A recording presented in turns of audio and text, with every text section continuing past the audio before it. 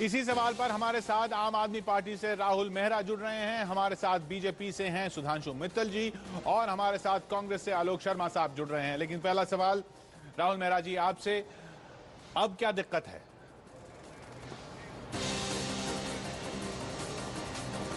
देखिए, हम तो जनता के सामने गए, हमने हमारा पूरा का पूरा जो काम है वो स्वराज, जो हमारा मॉडल है वो स्वराज का है। हम 5 साल में एक दिन की राजनीति नहीं करते और डेमोक्रेसी की बात नहीं करते।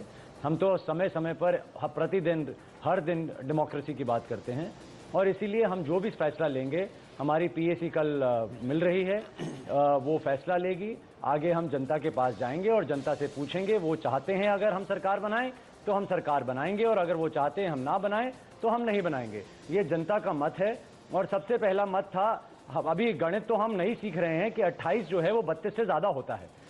बीजेपी हर जगह तोड़ फरोड़ करती है, बल्कि हम तो वेलकम करते हैं कि हमारी वजह से कम दिल्ली में खरीद फरोख्त नहीं हो रही, दिल्ली में हॉर्स ट्रेडिंग नहीं हो रही, दिल्ली में नैतिकता वाली बात हो रही है। लेकिन सन 2014 में अगर नरेंद्र मोदी की अगर आती है तो क्या वो भी नहीं, वो एक बहुत बड़ा मुद्दा है हमारे लिए। क्या ये आज आपको गारंटी देते हैं कि यही नैतिकता ये दिखाएंगे सेंटर में? अगर इनकी सिंगल लार्जेस्ट पार्टी आती है तो आज कुछ करेंगे और कल कुछ बोलेंगे, पॉलिटिक्स ऑफ कन्वीनियंस करेंगे। नहीं, वो क्या वो बहुत अहम मुद्दा है राहुल जी, आपने बिल्कुल सही कहा, बहुत अहम मुद्दा है। और वाजपेयी साहब जो सबसे बड़े वाजपेयी साहब जो सबसे बड़े बहुत बार रखे जा चुके हैं राहुल, एक मत से फ्लोर ऑफ द हाउस में जाकर वो गवाया था। तो आप पूछे उनसे ये सब? नहीं, वो सब उनसे पूछ रहे हैं, लेकिन आज सवाल आपसे था।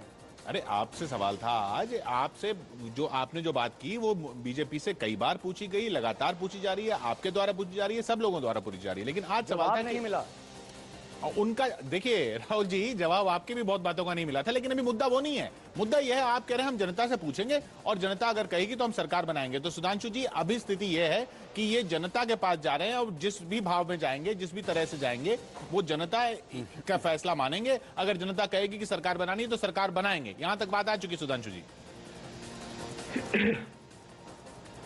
ये राजनीतिक आडंबर जो है ये जनता के सामने अगले 3-4-5 दिन के अंदर खुल के सामने निकल आएगा। अरविंद केजरीवाल जी ने बड़े उससे कहा था, मैं अपने बच्चों की कसम खा के कहता हूं कि मैं कभी किसी के साथ, कांग्रेस और भाजपा के साथ कोई गठबंधन नहीं होगा, हम कोई समर्थन नहीं लेंगे, कोई हम समर्थन नहीं लेंगे, बच्चों की कसम खा के। नहीं, गठबंधन नहीं कर रहे हैं। मेरी बात सुन ले, अगर बीच में मैं नहीं बीच में बोलता हूं ना, हाँ, तो उन्होंने समर्थन के लिए और ना लेना ना देने के लिए कहा था। अब क्या बात हो रही है? ये चिट्ठी है, ये चिट्ठी उन्होंने सबको भेजी थी, हमें भी भेजी थी। क्या लिख के भेजा था?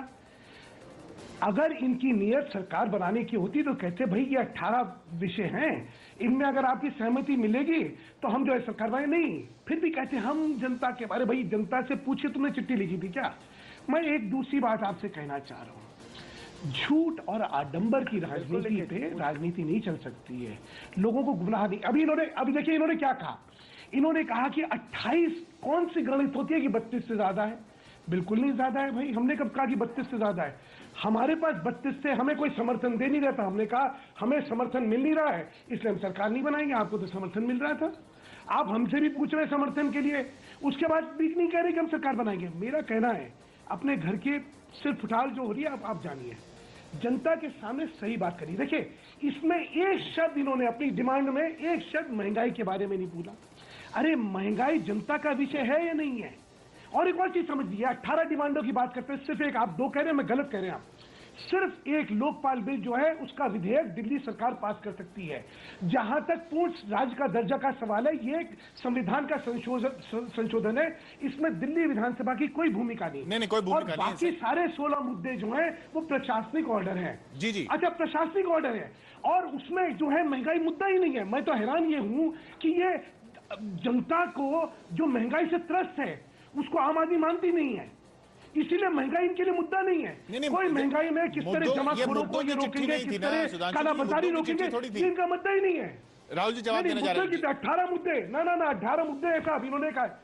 राहुल जी चलिए, राहुल जी बोलने पहले। देखिए सिंपल सी बात है, देखिए सिंपल सी बात है कि अगर बीजेपी जनता के लिए इतना ही त्राही है और बीजेपी को इतनी ही उनकी सोच है उनकी जनता के प्रति, तो क्यों भाग रहे हैं? 4 विधायक इनको चाहिए, ये लोग तो माहिर हैं आदमियों को गिराने में। राहुल जी देखिए, आप विषयांतर ना करें, आप सीधी बात का सीधा जवाब दें। तो नहीं, मैं आपसे पूछना, नहीं, आप विषयांतर नहीं करें, आप सरकार क्यों नहीं बना रहे इस बात का जवाब दीजिए ना। आज तक एक बार नहीं जवाब दिया।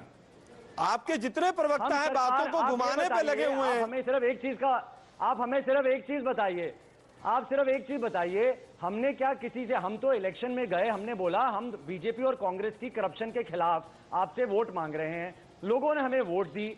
अब आप बोल रहे हैं कि जिनके खिलाफ हम लड़ रहे थे उन्हीं से हम मांगे और कल को वो हमारी टांग खींच दे।